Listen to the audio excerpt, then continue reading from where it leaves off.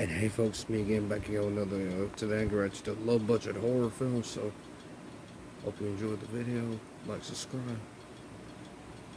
follow me on TikTok and Discord, and let's begin.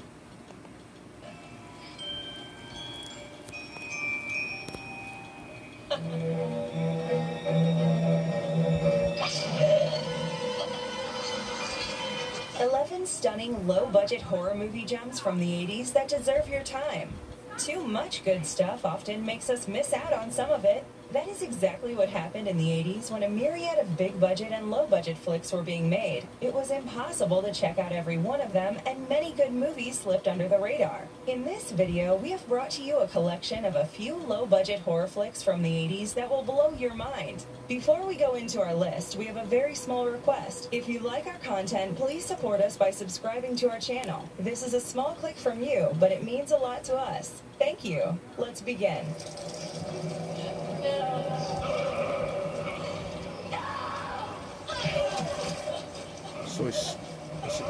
So she smacks the guy. Necronomicon, Book of the Dead, The early 1993. 90s. Horror anthologies can be rather intriguing with the right stories, and this one is a buffet of 3 spine-chilling plots. It starts off with H.P. Lovecraft, the famed horror writer, looking at the book Necronomicon in a library. He starts copying 3 selected stories from this book, and the stories unfold before us. The Drowned, The Cold, and Whispers deal with varied subjects such as bringing a dead child and wife back to life, a policeman finding an evil cavern, and a reporter who confronts a psycho doctor's clan. It is well known among horror fans that it is quite a tricky business to portray Lovecraft's ideas on screen. This film does a decent job and is pretty entertaining after the awful start. The first story is somewhat boring, but the film picks up the pace from the second story onwards. For us, the third story, titled Whispers, is probably the darkest of the lot. Brian Usna works his magic on this one as he builds the right ambiance for the plot where a policeman follows a criminal into an abandoned house. The dark and repulsive style of filming will take your breath away, and a better story would have made this a classic to remember. This horror anthology will surprise you with the quality of acting and has some extremely creepy moments to make it worth your time. It was fun to watch Jeffrey Combs play Lovecraft, and the makeup did a fairly good job of making him look like him. Straight answer from you. You hear me? What did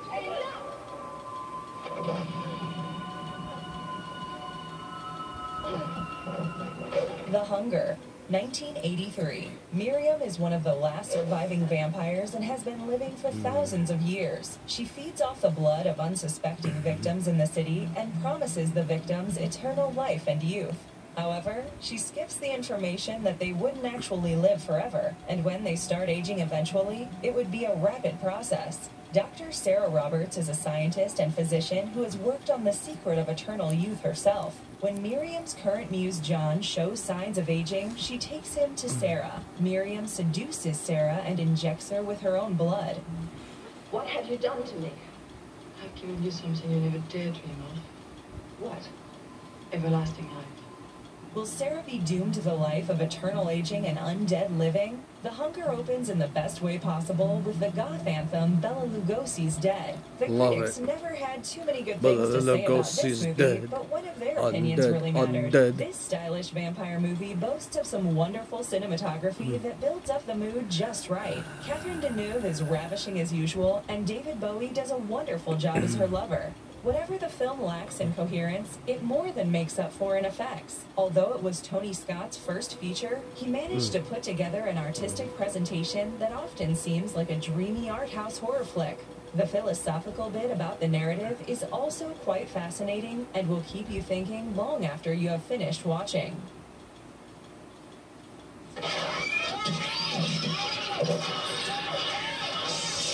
This guy's got a rat problem. Of unknown origin, 1983. Of unknown Most of us hate origin. rodents, but how dangerous can a rat be? Well, as far as this movie is concerned, it depicts rats as pure evil capable of unspeakable damages. And this is why you keep cats and rat traps around. Who has a good life, and things take a horrifying turn when his wife and son leave for vacation. While he tries to work on his project, a rat in his basement wreaks havoc in the house. He becomes destructively obsessed about killing it, and thus begins the rat race that destroys most of his house. Will he ultimately be able to get the better of the rat?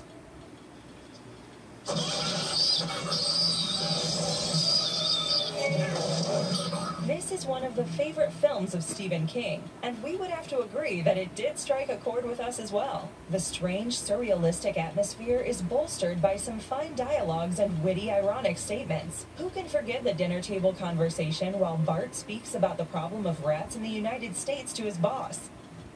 Did you know that over 1/5 of all the grain on this planet is destroyed by rats?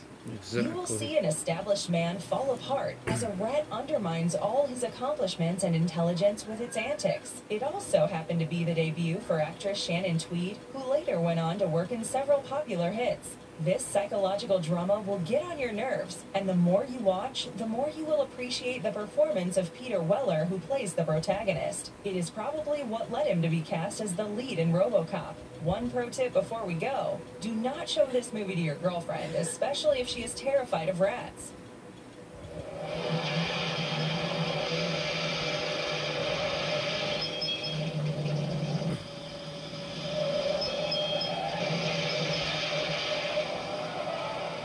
Road Games, 1981.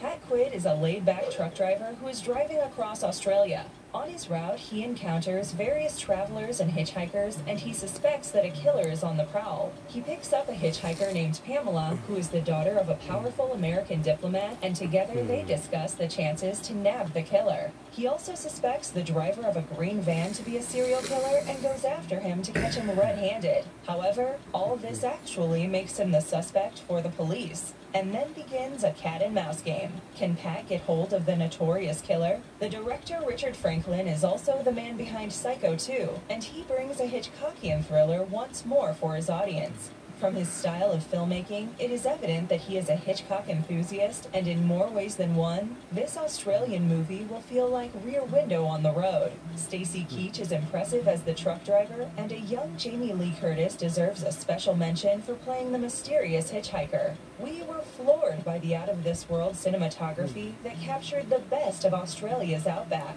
Even amidst the seriousness of the narrative, there are a couple of very funny moments to make things lighter. Wait patiently for the plot twist, because the movie will keep you guessing till the very end. The twist, however, will leave you shell-shocked. It is not surprising that this is Tarantino's favorite Australian thriller. This movie is criminally underrated and deserves a lot more appreciation for being the accomplished thriller that it is.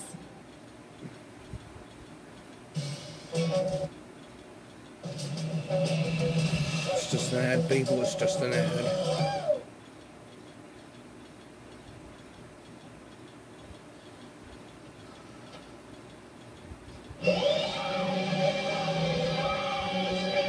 Deadly Blessing, 1981. The Hittites are a backward religious cult that has some questionable beliefs and practices. Jim Schmidt is a former member of the group and lives with his wife Martha, who is pregnant. When Jim dies under mysterious circumstances, his widow has to face the frightening Hittites, who view her as a threat and have some sinister plans for her. Martha becomes paranoid about the religious fanatics, and her friends must help her to get away safely from this creepy cult. Horror fans have often been amazed by Wes Craven's masterful works like The Hills Have Eyes. This too is one of his best works, and he delivers a nifty thriller that has some great performances by Sharon Stone, Susan Buckner, and Maren Jensen. Ernest Borgnine plays the role of the leader of the cult, and the veteran actor does not disappoint in this captivating role. This twisted story of rural horror is powered by an eerie atmosphere, and the psychological horror element combines nicely with some slasher flick moments to make it worth your time. There are some scenes that can give the scariest movies a run for their money. The one in the barn or the bathtub sequence will make you jump in your seat. The climactic moment with a conflict in the farmhouse is also an unforgettable moment that will send you in a tizzy. Deadly Blessing deserves much more appreciation than it gets, and you simply cannot miss out on this one if you are a true horror fan.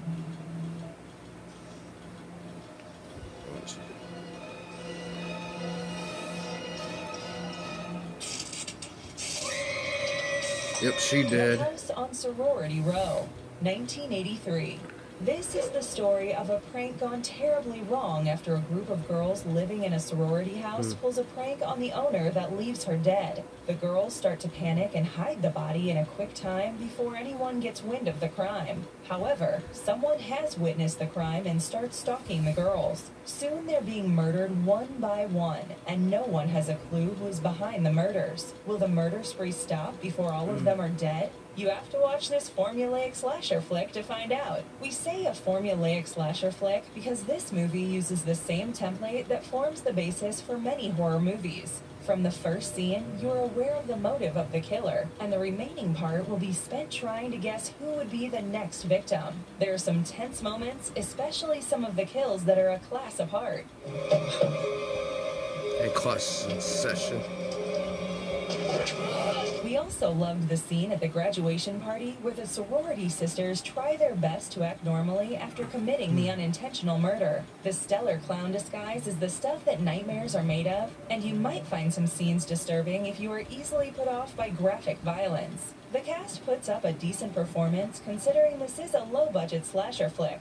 Eileen Davidson, in particular, is enchanting as one of the leading ladies. The director, Mark Rosman, was inspired by some of the Italian horror classics like Diabolique, and even Tarantino appreciated the narrative for this one. The House on Sorority Row is no timeless classic, but definitely the right number for an entertaining horror movie night.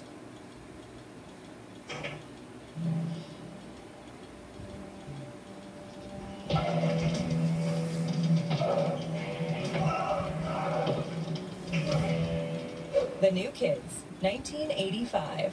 When Abby and her brother Lauren lose their parents in an accident, they move to Florida to live with their uncle and aunt. They soon make new friends at their high school, and Lauren starts to date the daughter of the local sheriff. They find out that the town is threatened by a street gang that deals in drugs, and they are often bullied by them. You know, it's kind of surprising that people would do something like this. The redneck thugs kidnap Abby, and things get nasty as they head for a final showdown at the amusement park. The New Kids is a promising revenge flick drafted with perfection by Sean S. Cunningham, who has worked in movies like Friday the 13th and Deep Star 6. The plot is not too innovative, but the gutsy story of feuding teenagers will keep you hooked on the narrative. The pot-boiling tension eventually leads to a violent climax that makes this a film to remember. The movie is helped by a strong cast, and Shannon Presby and Lori Loughlin provide great support to the likes of James Spader. It does come down to a battle between good and evil, but Cunningham nails it with his impeccable direction. Overall, The New Kids is nothing exceptional, but it has all the elements of 80s entertainment that will be a journey down memory lane for the fans.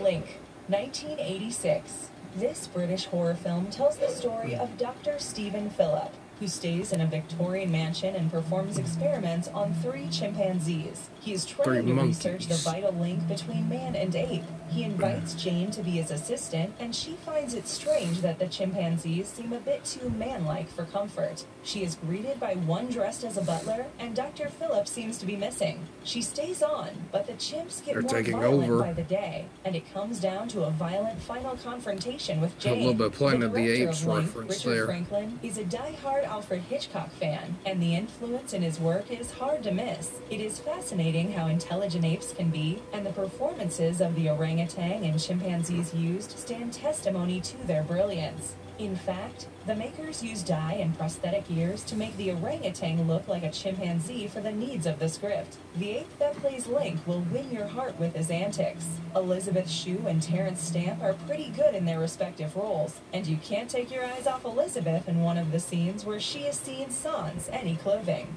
The plotline is a bit too bizarre for comfort, but it still boils down to a fascinating thriller with intelligent apes. Link for president, anyone? Cheesy. So much flavor needs a mind crunch. Another ad, people. Another ad.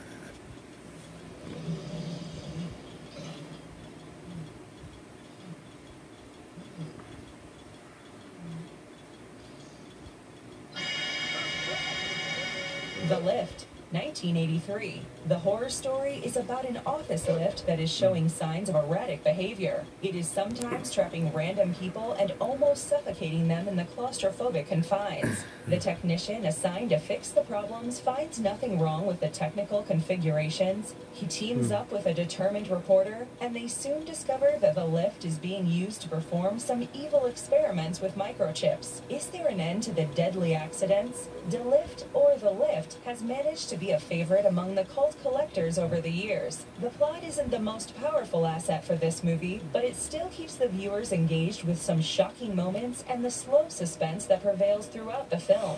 There are some unforgettable scenes that promise a few nightmares later on. The decapitation of the security guard by the elevator, where his disfigured, decapitated head falls down the shaft, is horrifying. This scene was filmed backward to avoid any risk of serious injury because the budget did not allow stuntmen or extravagant special effects. The direction of Dick Maas and the performance of a talented cast, including Hoop Stapel, adds to the charm of this movie. It is originally a Dutch film, and for many viewers, the English dubbing leaves much to be desired. The movie could have also benefited from darker cinematography, but even with such flaws standing out, this stylish thriller will remind you of the eerie creations of Stephen King.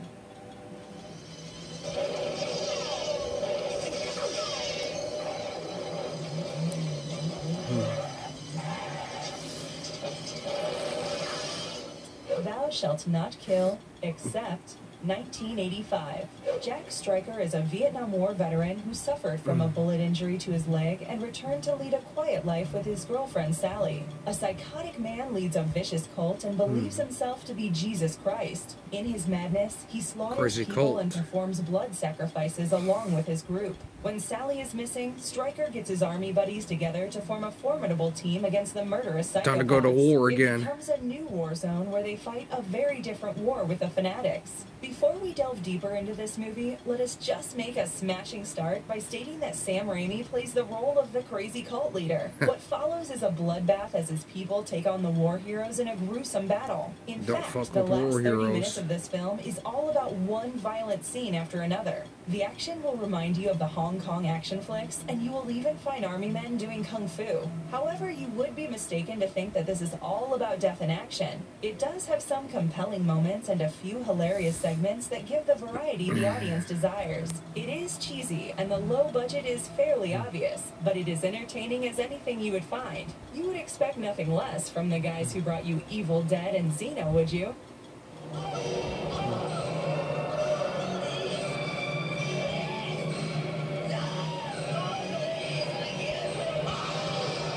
Retribution, 1987. George Miller is a depressed, failed artist who has no will to live. He tries to end his life on Halloween night by jumping from a hotel roof, but he somehow survives. He is then nurtured back to health by Dr. Jennifer Curtis, who also provides him with a will to live. However, a murder victim possesses his body and uses him to get his revenge on those who committed the murder. George has disturbing nightmares where he is forcing people to kill themselves in horrifying ways, but they might be a reality after all. If you take a list of low-budget supernatural thrillers, highly recommend them. Will stay right up there with a nice balance between character-driven plot and some gory violence. The believable characters are just like random people around you, and Dennis Lipscomb delivers a remarkable performance as the failed artist George Miller. Suzanne Snyder is sounds like the directors worked with what they got it by that point. Character. It does have the cheesiness of 80s low-budget horror, but the special effects do belie the lack of funds. In fact, this movie has been provided just the perfect atmosphere, and the grim feel to the story keeps you on the edge of your seats. The musical score is done by Alan Howarth, an associate of John Carpenter, and he does a brilliant job as well. Watch out for some innovative violence, such as the scene where a victim is shoved inside a dead animal and sawed up. Anyway, folks, hope you do enjoy the video. Like, subscribe, and yes, I do highly recommend these films. So, God bless y'all, and I'll see you next video.